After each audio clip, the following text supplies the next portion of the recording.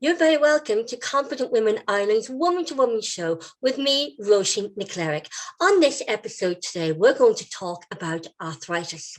Tim Sullivan is the chair of Arthritis Ireland, and Tim will be joining me to talk about arthritis. Arthritis is commonly associated with older people. However, people of all ages can have arthritis, and arthritis affects more than 1 million people here in Ireland. Tim, you're very welcome to the Woman to Woman show here on Competent Women Ireland. Thank you very much, Roisin. It's a pleasure to have you with us, Tim. Thank you. Tim, what is arthritis? Well, arthritis, I suppose the best description I can give it, there are probably two distinct forms. One is osteoarthritis, which actually is caused by wear and tear. Generally, it's described as in the joints, whereas rheumatoid arthritis is an autoimmune condition, and that equally, as a consequence, affects the joints. It can also be, it can also affect your heart, your lungs, and other organs in the body. So it's. And Tim, how is arthritis diagnosed? Well, generally, it's diagnosed by visiting your GP, which is usually as a result of you developing pain or soreness in the small joints. Generally, could be the fingers, the small joints in the fingers, or in the legs and the ankles, the toes. And the rheumatoid version is usually done by a blood test, and that shows up markers in the blood. However, not always, and sometimes it has to be by a clinical diagnosis by a consultant. And Tim, can arthritis go relatively unnoticed, let's say in the early stages? Can we tell the difference between early stages of arthritis or normal stiffness and pain within the body? It can actually, because some people, it would be intermittent pain or soreness in joints, and they'd be putting it down to maybe some activity they were engaging in. For example, if they had washed the car or cleaned the windows or gardening or whatever the case may be. But as it progresses and the pain gets more severe, generally then at that stage go to their GP. But the advice at all times would be to go to your GP as early as possible. And that was coming up to my next question. Tim, how do we know, we've got joints, stiff and pain, as you said, from washing the car to cleaning the windows to gardening or just general exercise. When should we know when to go to the doctor about our symptoms? I suppose if you have any unusual or persistent soreness or pain, I think it's best to get that checked out. We shouldn't leave anything for that matter, whether it's to do with arthritis or any, if it's pain in the stomach or whatever the case may be. I think it's advisable always to go to your GP and get an early intervention if at all possible. And Tim, can arthritis be managed? It can be managed both, well, there are a number of ways it can be managed medically. Sometimes with medication, and there are various medications now, particularly with rheumatoid arthritis. It can't be cured, but it can be managed. It can be slowed down.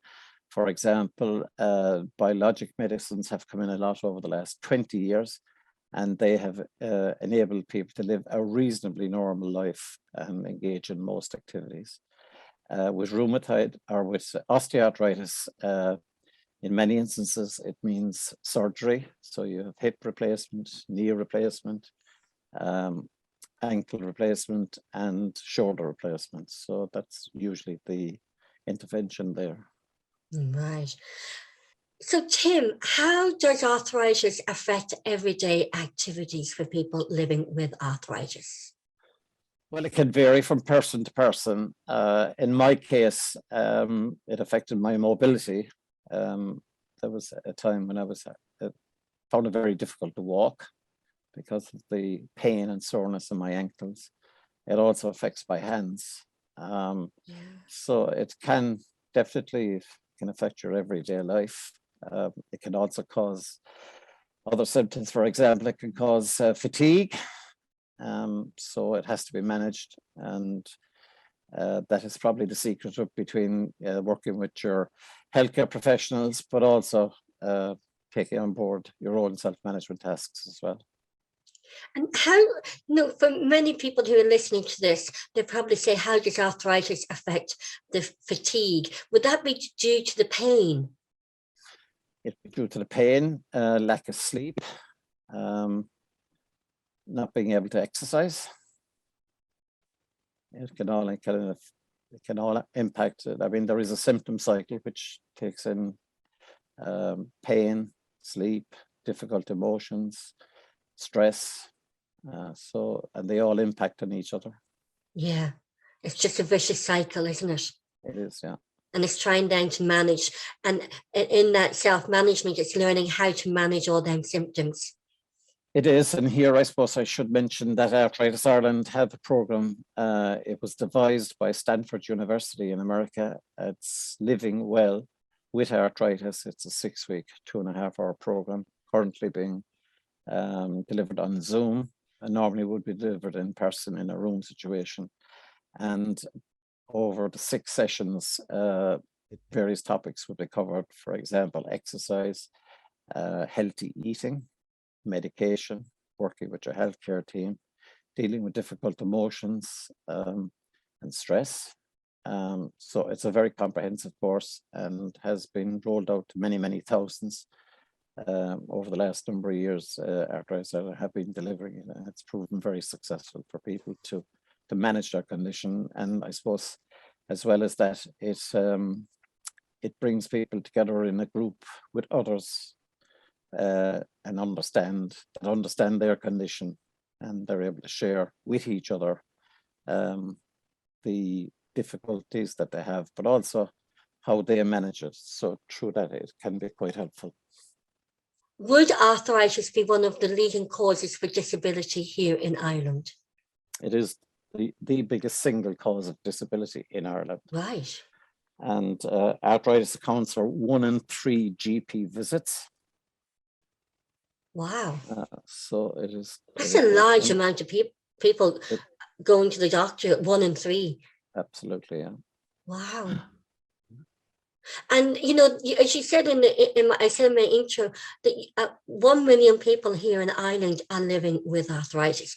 That's a huge percentage and statistics of people here in Ireland when you think about the population of Ireland. It is indeed, but you must look at it in context. When I say there's up to 1 million people, some of those, it would be a mild form of it. It would never develop much more than that. But for many people, it can become a very serious condition and has to be managed. So it is, like I said earlier, it is the single biggest cause of visits to GPs. And Tim, what would be the early signs and symptoms of arthritis? Well, I suppose that again varies from person to person, but I suppose in a general way, if it's, for example, rheumatoid arthritis normally affects the small joints in the fingers and in the feet. It can impact on your knees as well and your ankles, but it can also impact on your shoulders. Osteoarthritis, that can vary. For many people, it's the hip, a stiffness and a soreness, continuous soreness and pain. It can be the knee, can be the shoulder, can be the elbow, can be the main joints. So while they're both called arthritis, they are distinctly different. Could you maybe talk us through the different types of arthritis? I know we've mentioned a couple of them, but how many types of arthritis is there? Well, in a general way, I suppose there are 2 types. One is the autoimmune condition, and the other is osteo. But then when you talk about the autoimmune, which is rheumatoid, but then there are in excess of 100 different forms of arthritis. And they all have various different titles, but they are all as a result of the autoimmune system not functioning correctly. Right. So you have juvenile arthritis, which affects up to, I think, about 2,500 people in Ireland, but you actually have babies born with arthritis. Babies born with arthritis? Babies born with arthritis. you have a lot of people consider arthritis as an older person's condition, but in fact, you have a lot of people diagnosed with arthritis in their 20s, 30s, 40s, and 50s. And an interesting statistic as well is that on the autoimmune side of arthritis, it's approximately 70% women and 30% men. Really? Yes. So it affects women more than men? It does indeed, yeah. And I want to go back to the babies. Now, is there any research done why or how babies are born with arthritis now? To the best of your knowledge? There is research going on. In fact, there's a lot of research going on into arthritis throughout the world. And Ireland would be very high up there in that scale. There is a lot of studies being done at both UCD and Trinity. And it would be one of Arthritis Ireland's would be very supportive of research and have been involved in a number of research projects to date. Not on juvenile arthritis in Ireland, but it is being investigated in other jurisdictions. But there is a great sharing of knowledge among all the various different institutions with a view to finding that magic bullet of a cure. And Tim, I'm just thinking while you're talking about the statistics between women and men who are living with arthritis, is there any research done why it affects more women than men? I'm sure there is, but I don't have the answers to it. Yeah, maybe it's ongoing as well. What is all the research is ongoing. Yeah. And Tim, you know, we live in Ireland, you know, we're a little island on our own, and it's a very damp country and wet country. Does that contribute to arthritis, to people developing arthritis, or is that a myth? I think it's a bit of a myth, to be honest. There is no scientific evidence to prove that, but undoubtedly people do get a lot more benefit from warm weather than the cold weather. Cold weather definitely impacts on all of us. But I think that's more to do with our own comfort zone rather than from a medical aspect. But again, I wouldn't have all the research knowledge into that. Yeah. And would you advise anyone with these symptoms to actually just go and keep a diary of the symptoms? So when they visit the doctor, you know, they can tell the doctor when the symptoms occur and how they occurred, and set up a communication plan. So when they go to the doctor, I have these aches and joints, I'm sore, I'm tired. Maybe keep a wee diary and then take that to the doctor. That's an excellent idea. And we advocate that in the Living Well programme that we deliver. You may not see, particularly a consultant, you may only see a consultant occasionally, maybe every 6 months. So it's imperative that the consultant, he or she, has a knowledge of your condition from the last time you visit. So if you've been prescribed medication, some people will be attending multidisciplinary consultants. So it would be important that you would have all the knowledge, because you're the only person that will probably have all that knowledge and share it with the various different, for example, it could be your dentist, it could be a cardiologist, it could be a rheumatologist, and your own GP as well. And then a very important element as well is your pharmacist, because you will probably be getting various different prescriptions. So monitoring your medication is very important, that there's not conflict between one and the other, and the one person that can give you that information, because it will be all going through them, is your pharmacist. So a good relationship with your pharmacist would be very important. And it's always important to also, as well, isn't it, through the Living Well programme, to actually keep a list of all the medications that you're on, and taking them and having that communication relationship with your pharmacist to say, okay, I'm on these, you know, what are the side effects of these? How do they make me feel? And making sure that line of communication is open with your pharmacist, your doctor, and your consultants. That's quite true, Roisin. Communication is key, whether it's with your pharmacist or with your consultants, but particularly the relationship with your pharmacist, because all the various prescriptions will be channeled, and you should just use the one pharmacist. We would strongly recommend that. All the various prescriptions will be channeled through that pharmacist. And I personally would always, if I got something, a new prescription or a prescription for something new, I would always ask the pharmacist to see if any danger that there's a conflict with some other medications. And they're quite happy to do that. You know, that's part and parcel of their role. And it's about building them relationships too with your doctor, your GP, and making sure that you know, they're all talking to one another, and that you actually build a relationship with your GP. I think that's really important as well. It's very important, and well, a relationship with all of your medical team, but particularly with your GP. And it's also important that you do ask questions as well. Yes. You know, that whether you're prescribed something new, what it's for, what other implications there could be, is there side effects? So that's important as well. But knowing and being aware of your health condition is very important, and having, I suppose, having having your questions perhaps written on a sheet when you're going in. Ideally, have 2 copies, one for your consultant or doctor and one for yourself, and hand over the list and let them decide which questions are urgent or maybe are relevant. Yeah. And even sometimes maybe email them in advance as well, maybe before your appointment. Absolutely. Or say to them, these are the questions, these are the immediate questions I would like answered, but you know, in the next couple of days, if you could get back to me with the other questions, I'd appreciate that. Absolutely. But as we say in the Living Well programme, it's whilst you may prioritize questions for answering medically, your consultant may see it differently. So it's important that you know that you listen to them as well. Yeah. And that's not saying that you don't ask for answers to your own questions. Yeah, you know, and it's always, sometimes if you forget, you know, unsure, bring somebody with you into who might remind you to ask those questions, or take somebody with you.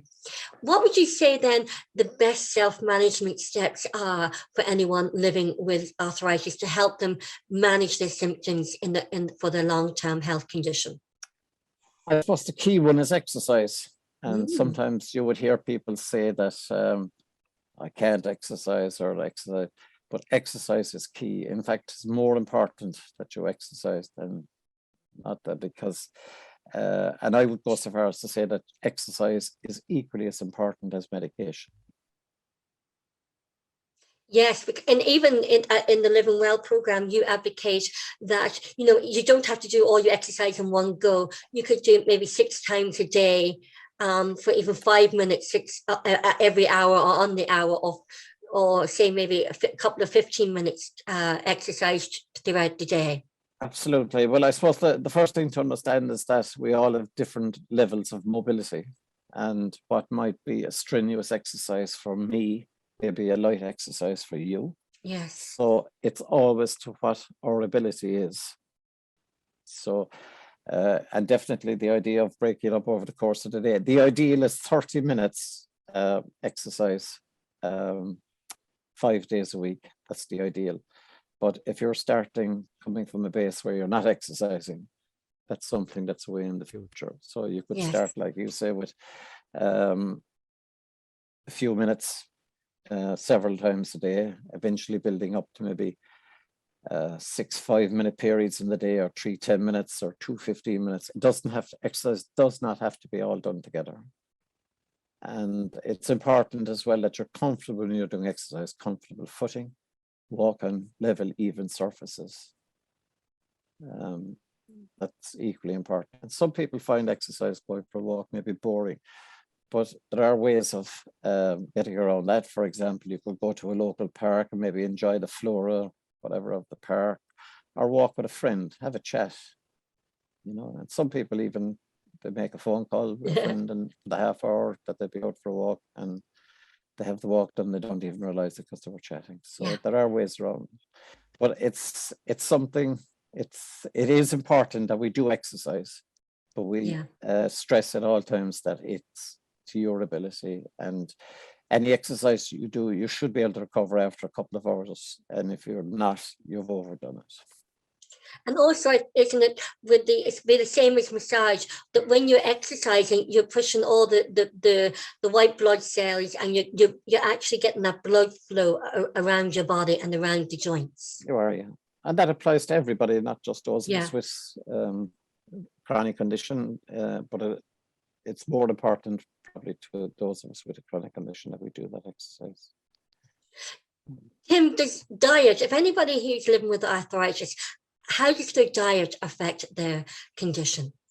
Well, there's no set diet, but what we do recommend is healthy eating. That would be important. Keeping your weight level down is important because weight puts stress on joints. But healthy eating, we don't tell you what to eat, but we do give you the information to make an informed decision as to what you should eat. Now, you will hear that there's a lot of various supplements and things, and for some they will work. But again, there's no scientific evidence to prove that they are any better. And I heard a consultant last year say that if it works for you, by all means go ahead, but that doesn't mean it'll work for the next. In the same way as medication, we're all in different types of medication. There's no two people on the same regime. We might be on similar medications, but we may be on different dosages and that kind of thing. So same with food. We were talking earlier on, the arthritis affects your sleep, doesn't it? And that can also affect difficult emotions. If someone is living with arthritis, chronic pain, and not being able to exercise, it would affect their emotions, and a lot of people might have difficult emotions. What advice would you give to anyone who is experiencing difficult emotions in living and managing their long-term health condition? Well, it's very hard to give an exact answer to that question, but I suppose the first thing you've got to do is speak with your GP and perhaps with your consultant. But sleep has a huge impact, not alone on our mental health, but on our physical health as well. The body recovers while we're resting and sleeping. But the one thing I would say is not to ignore it. And there are ways of, for example, we would be encouraging people to have a good sleeping hygiene. You know, don't be having phones or tablets or computers or TVs in the bedroom. Have it a quiet, cool space where it is comfortable and that you can relax and sleep. But I think what happens in a lot of instances nowadays, particularly the phone is in our hands virtually all day long. And everything is accessed. There's no waiting for news or emails. Everything is instant. So disciplining yourself in sleep hygiene is one of the important things. Again, in the Living Well program, we would cover, for example, guided imagery or distraction to help people.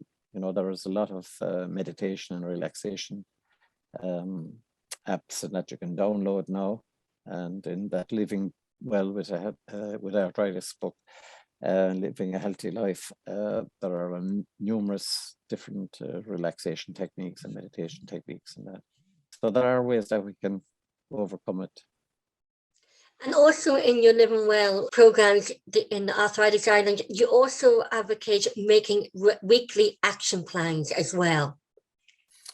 Absolutely, that's part of the course as well. And action planning, I suppose, should apply to us all in life, really, you know, but it's about breaking down the big things into smaller, more doable things, and something that you kind of achieve in the short term. And I suppose saying to ourselves, I will rather than I'll try, it's an important thing that you make that commitment to yourself. But action planning definitely is. Problem solving is another good exercise as well, as part of the self-management program as well. And problem solving an awful lot is, you know, it's getting into the habit of problem solving, the sort of obstacles that people might be living or experiencing in overcoming the symptoms of arthritis as well. Absolutely, yeah. And good communication. And when I talk about communication, communicating with ourselves as well, being positive. We can be very negative towards ourselves. I heard a person say recently, if we heard somebody saying to another person some of the things that we would to ourselves, we'd be very annoyed. So positive, and it's quite true when you think about it. Positive thinking is very important. And I know it's easy to say to somebody, well, don't worry. That's a very easy expression. But I suppose, not overthinking situations either, because from time to time we can, and I'm sure we've all experienced in life where we're thinking about something that never materialized or never happened. Yeah. So not overthinking things, I think, is important as well. And being in control yourself, not overcommitting, learning to say no. Yes.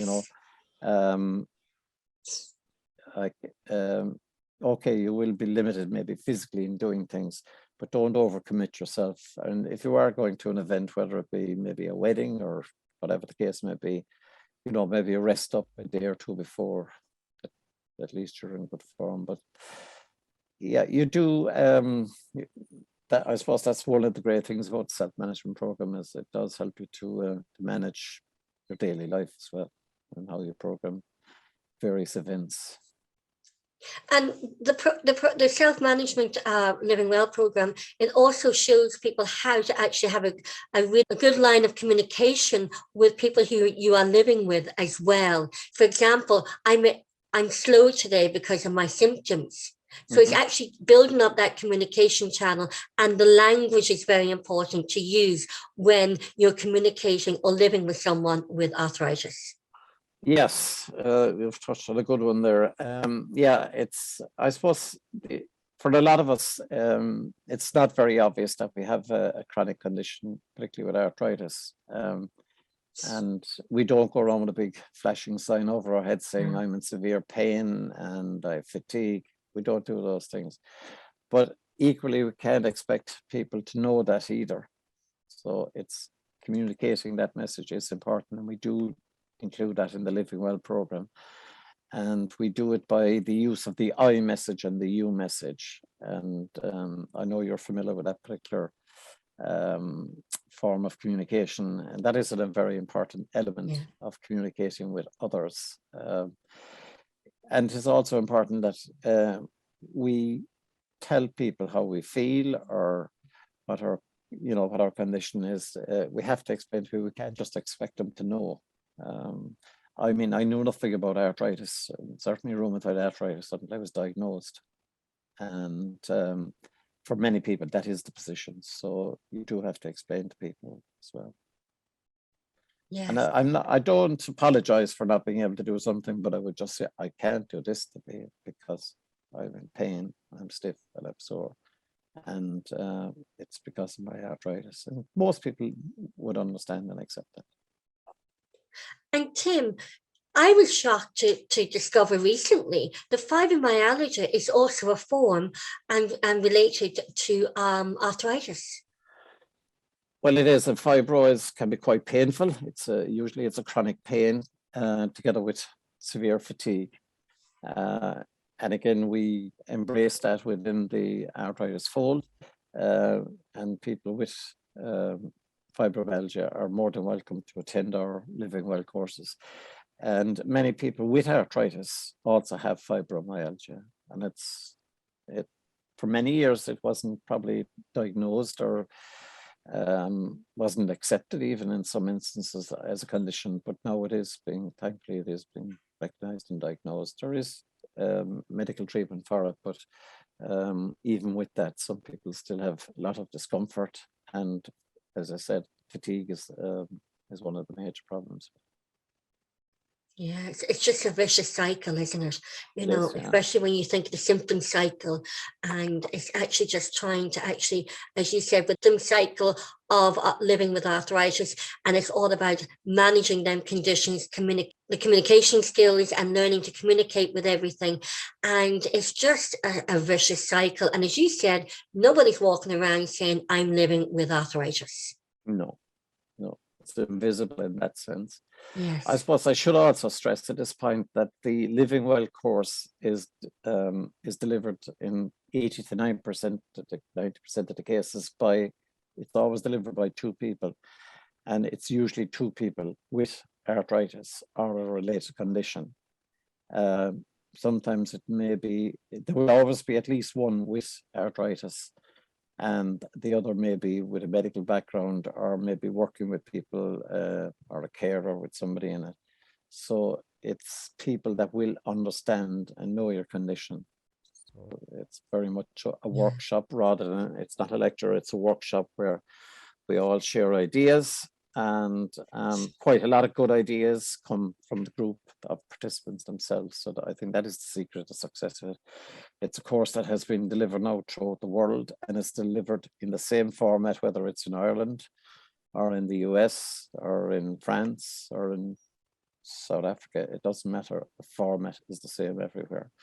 It's extremely well and scientifically thought out, and has been, it started first, I think, back in 1974. The book is now in its 5th edition, with over 1.5 million copies of that being distributed at this stage.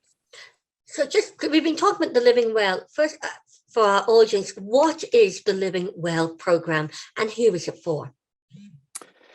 Well, it's a self-management programme, and it's for, well, I suppose ideally for anybody with a chronic condition. In this instance, we would be talking about arthritis or fibromyalgia.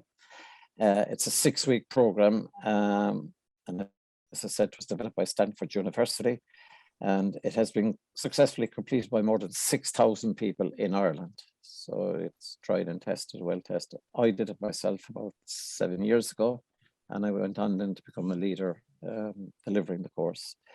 And as well as learning about pain and fatigue management techniques, you know, as I said there, we discuss exercise and stretching, various forms of exercise. We also deal with communication, as we've said, and with breaking that pain cycle. And it's about, I suppose, maximizing what we ourselves can do to manage the condition. And at the end of the day, unlike the flu or something like that, where, you know, it's gone in a few days or a week, this is with us for the rest of our life in most cases, and we have to learn to manage it. And we are the best, because we're dealing with it 24 hours a day. So being informed is very important. The Living Well, as you said at the beginning, of most of the time now it's delivered virtually online via Zoom. Mm-hmm. It is at the moment, possibly towards the end of this year, but certainly early next year, we would hope to get back into the room situation again, where to be delivered in person. But I think, having experienced it over the last 2 years, deliveries on the remote platform, that will continue in a format as well. Because for some people, it may be mobility. They may not be able to travel to a venue. For others, it's location. They may be just, you know, very remotely located. I spoke to a gentleman last year that did it, and he was living on one of the islands. So he said he would never have been able to attend it in person. So it will be a combination of both, I would see, going forward. So there'll be the remote platform and the in-person. So it'll be for people to make their own choices at that stage. But what the remote platform has definitely done, it's made it more accessible to a wider audience. There's no doubt about that. Definitely. And it's made it more accessible as well for people, as you said, people who maybe would not want to attend the Living Well programme, but interview because maybe logistically and geographically they wouldn't make it, but they can just turn on Zoom and they can take part and participate on the course. Well, just to give you one example, I had a lady on a course, and she was an hour and a half from the nearest town that it used to be delivered in. She used to drive 20 minutes every day, or each day that we were delivering it, to a church where she got her Wi-Fi, because she hadn't access to Wi-Fi in her home, and she did it on a tablet in her car.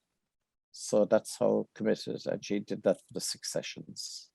That's a lot of commitment. And the Living Well programme runs for 2.5, correct me if I'm wrong, 2.5 hours for 6 weeks. For 6 weeks, that's correct. And And the Living Well program, if anybody signs up for it, they get a pack. They're provided with a pack, a book and leaflets. Well, this is the book. It's a 400-page book, so it is very easy read, and it covers a lot more than we even cover on the Living Well course itself. It's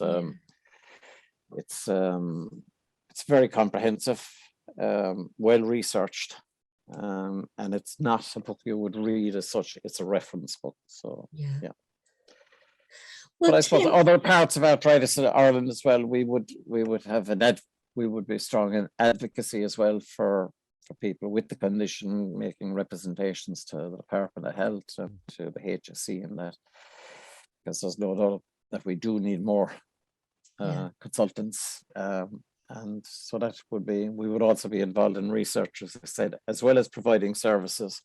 We have a very comprehensive website with many publications on it that you can download for free, covering all the various forms of arthritis, and equally ones on exercise and on medication.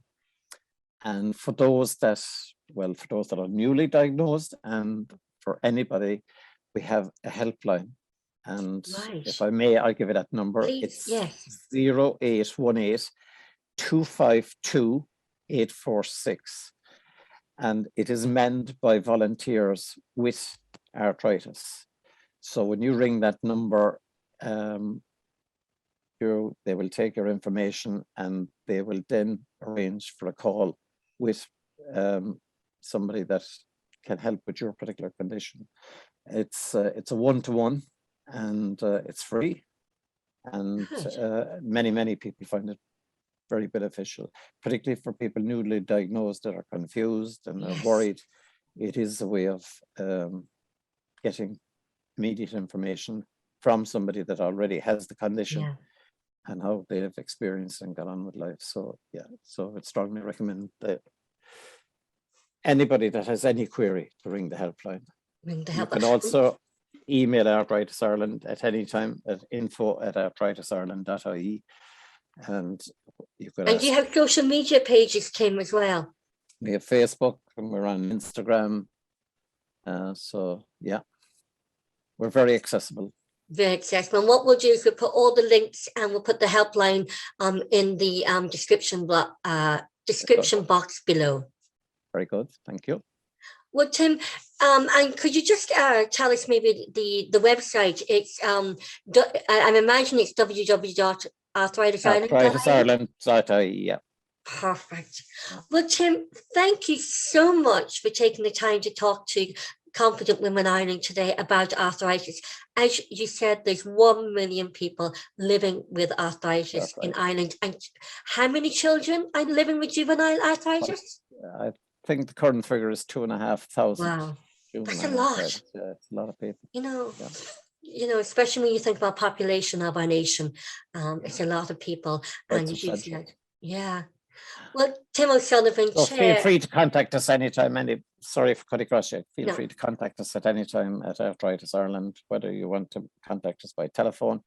I've just given the helpline number there, and you can also contact us on 01 661 8188 or email arthritisireland.ie. And Tim, Arthritis Ireland also have branches in most counties in Ireland as well. Absolutely, yeah. And they would be very active. Some of them would be running.